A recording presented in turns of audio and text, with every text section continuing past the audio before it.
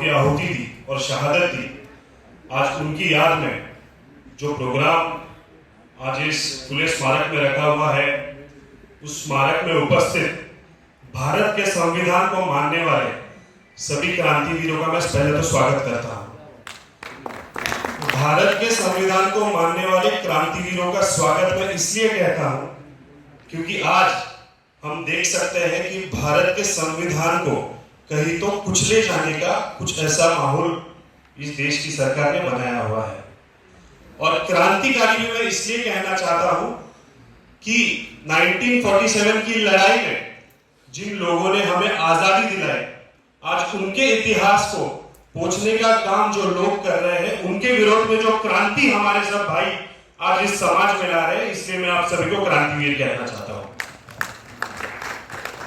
आज मैं इस कार्यक्रम में किसी संगठन का अध्यक्ष होने के नाते या किसी पार्टी का सदस्य होने के नाते मैं नहीं आया हूं। सच तो आज देश में हमारे जैसे लोगों की बहुत जरूरत है। कुछ ही दिन पहले हम सभी ने देखा होगा कि हमारे जैसा ही एक नौजवान वीर दास, उसने अपने एक भाषण में भारत की सच के बारे में, भारत के सच के बारे में, आज जो परिस्थितियां इस देश में है उसके बारे में कहते हुए कुछ शब्द कहे थे। और उसने कहा था कि आज देश में दो भारत है। बहुत लोगों ने उनका विरोध किया, बहुत लोगों ने कहने से ज्यादा मैं कहता हूं कि एक संगठन ने और एक पार्टी ने उनका बहुत बड़ा विरोध किया। मैं आज उसी को लेकर कुछ कहना चाहता हूं। 1947 के बाद देश को जो आजादी मिली, उसके बारे में हमारे वरिष्ठ वक्ताओं ने बहुत सारी बातें कही हैं।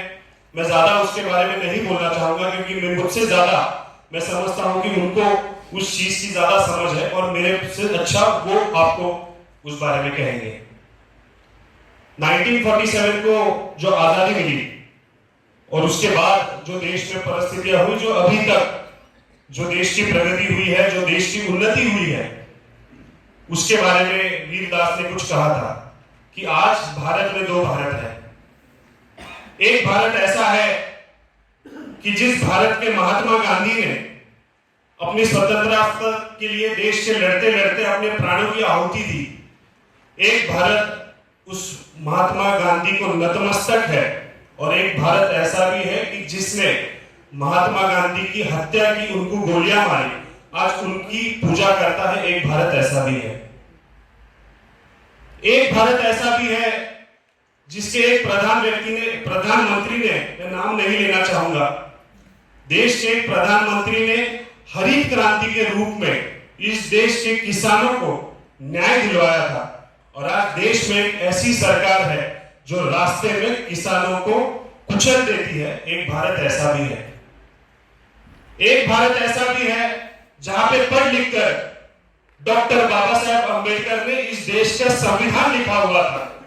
और एक भारत ऐसा भी है जहां पे रोहित वेमुला जैसे विद्यार्थी ने आत्महत्या की है। ये सच्चाई है। एक भारत ऐसा भी है। एक भारत ऐसा भी है जहां पे आज जिस स्मारक में हम खड़े हैं, सावित्रीबाई फुले जी ने महिलाओं के लिए स्कूल स्टार्ट की थी, उनको विद्या देने का प्रयास किया था। और एक भारत ऐसा भी है जहां पे हिंदू बनारस यूनिवर्सिटी में लड़कियों को आंदोलन कर रहे हैं बोल के पुलिस वालों ने मारा था। एक भारत ऐसा भी है। तो ये जो सच्चाई है, ये सच्चाई को रूबरू लाने का प्रयास आज इस समिति के माध्यम से हो रहा है। आज मैं सबसे पहले तो महाराष्ट्र प्रदेश एनएसयूआई की तरफ से और महाराष्ट्र प्रदेश कांग्रेस कमेटी की तरफ से आज सभी आयोजकों का दिल से धन्यवाद कहना चाहता हूं कि युवाओं के सामने जो सच्चाई आज देश की परिस्थिति, आज देश में जो चल रही है, वो लाने का प्रयास कर रहे हैं। उसमें हम आपके साथ खांधे से खांधा लगाकर इस लड़ाई में लड़ने के लिए तैयार हैं। आज मेरे बहुत सारे युवा साथी यहाँ पे उपस्थित हैं। मैं आप सभी को कहना चाहूंगा कि आज की जो आजादी की लड़ाई है, ये हमारी लड़ाई है। अगर उस वक्त चंद्रशेखर आजाद, उस वक्त अगर हमारे लोग महात्मा गांधी जी, नेहरू जी अगर केंद्र सरकार के जो अंग्रेजी सरकार उस वक्त थी उसके विरोध में अगर लड़े नहीं होते तो आज हम जो यहाँ पे आज बोल रहे हैं, आज यहाँ पे जो हमारा हुजूम जमा हुआ है वो जालियनवाला बाग जैसा होता, हमको भी गोलियां मार के हत्या कर दी आज हमारी होती अगर उस वक्त हमारे लोग लड़े नहीं होते। तो मेरी युवाओं से ये अपेक्षा है कि जो देश में जातिवादी सरकार, जातिवादी लोग आज देश में अनेक मुद्दों को लेकर हमारे बीच में एक झगड़ा लगाना चाहते हैं, इसके विरोध में मैं कुछ कहना चाहता हूं। मैं मुस्लिम हूं। अनेक बार ऐसा कहा जाता है केंद्र सरकार के माध्यम से या किसी कुछ लोगों के माध्यम से कि आप ये देश छोड़कर चला जाइए। मैं आज उन लोगों को कहना चाहता हूं कि जितना ये देश आपका है उतना ही ये देश हमारा भी है।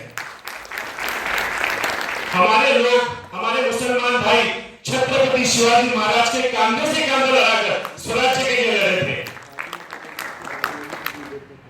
हमारे लोग आजादी के समय में भी महात्मा गांधी जी के कंधे से कंधा लगाकर साबरमती का हमने भी पदयात्रा की थी, हमने भी लड़ाई की थी। जलियांवाला बाग में भी कितने मुस्लिम हमारे भाई थे जिन्होंने छाती पे गोलियां खाई थी, सीने पे नहीं, पीठ पे नहीं। तो जितना ये भारत उन लोगों का है उतना हमारा भी है।